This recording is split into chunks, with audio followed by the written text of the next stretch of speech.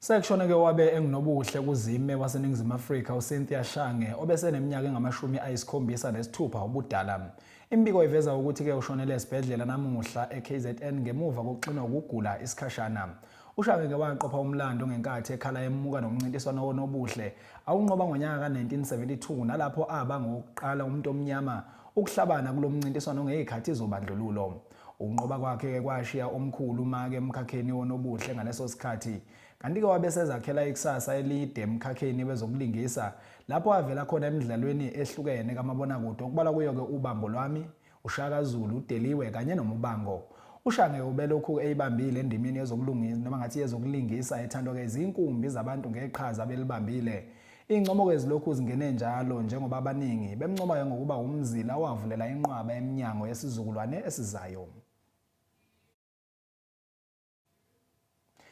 Izakhamizi zaseSoweto zenxuswa-ke ukuba zizibandakanye nemihlangano yokuhlelwa kwentuthuko edidiyelwe. Lapho-ke amakhansela ekhala ngokubaluleka kwazo ekuqondiseni ukulethwa kwezidingo zomphakathi kanye-ke nokucacisa ngokufanele kubekwe eqhulwini kwintuthuko yomphakathi. Kule mihlangano-ke imiphakathi ihlinzekwa ngethuba lokuzwakalisa uvo lwayo nokuthi-ke ibe nombono ekutheni umasipala uyitshala kanjani imali kwimisebenzi yomphakathi efana nengqalasizinda kanye-ke nezidingo eziyisisekelo.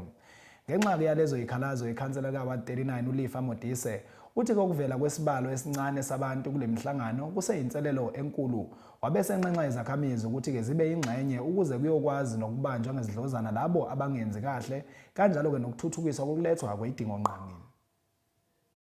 Sekhuthazwa ukubaluleka kokuba amalungu omphakathi azibandakanye kwimihlangano yentuthuko edidiyelwe kumasipala waseJohannesburg njengoba le mihlangano iqhubeka ezindaweni ezahlukene kulo masipala. Integrated Development Plan.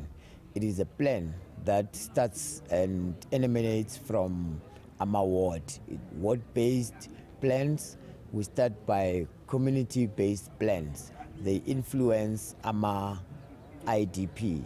Integrated Development Plan that are submitted to the city for the city to decide and prioritize those pressing matters, issues that have been raised by the community.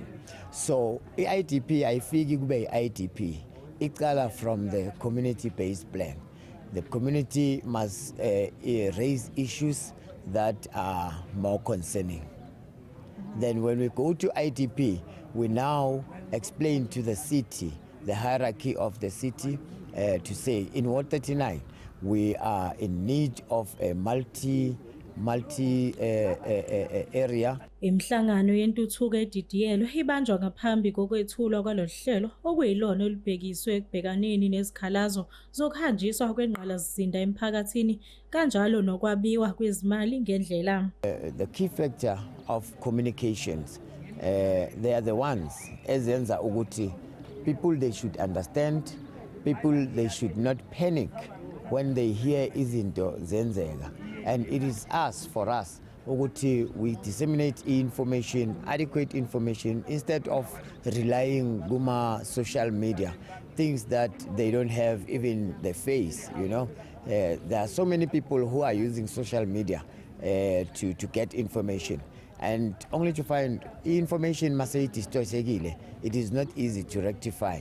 And abantu abadala, like you are asking about abogogo, they easily panic. They easily get into the mode of being shocked when they hear things.